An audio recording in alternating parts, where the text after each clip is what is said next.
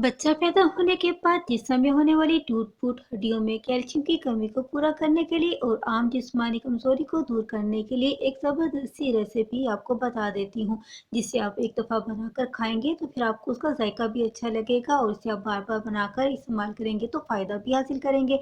इसके लिए आप ड्राई फ्रूट्स ले लें, मिक्स ड्राई फ्रूट्स ले लें, कोई से भी। इसमें मैं खजूर, पम्पकिन सीड्स, अलसी के बीज और मुख्तलिफ किस्म के और सीड्स भी ऐड कर रही हूँ। फिर हम एक कढ़ाई में थोड़ा-सा घी ले लेंगे और इसमें गोंद को फ्राई कर लेंगे। गोंद को फ्राई करने के बाद अलग कर लेंगे। साथ ही हम फुल मखानों को भी इसमें फ्राई करेंगे और ये मैं आपको बता चुकी हूँ ड्राई फ्रूट्स, उन्हें ऐड करेंगे। साथ ही हम कुछ सीड्स, काले सफ़ेद तिल, पम्पकिन सीड्स, खसखस को ऐड करेंगे और मिक्स करके एक साइड पे रख लेंगे।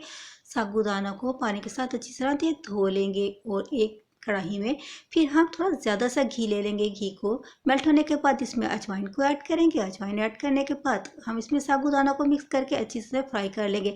पानी डालकर इसे पकने के लिए छोड़ देंगे। जैसे ही ये ट्रांसपेरेंट हो जाएगा और ये पककर मुकम्मल हो जाएगा तो फिर हम इसमें गुड़ को ऐड करके मिक्स कर लेंगे। जैसे ही गुड़ मिक्स हो जाएगा तो जो ड्राई फ्रूट्स हमने फ्राई करके साइड पे रखे थे ना, हम उन्हें इसमें ऐड कर लेंगे और अच्छी तरह से मिक्स कर लेंगे। लीजिए, इस तरह से साबूदाना की रेसिपी तो हमारी हो गई मुकम्मल। लास्ट में हम इसमें सूट पाउडर ऐड कर लेंगे और फ्लेम को ऑफ कर देंगे।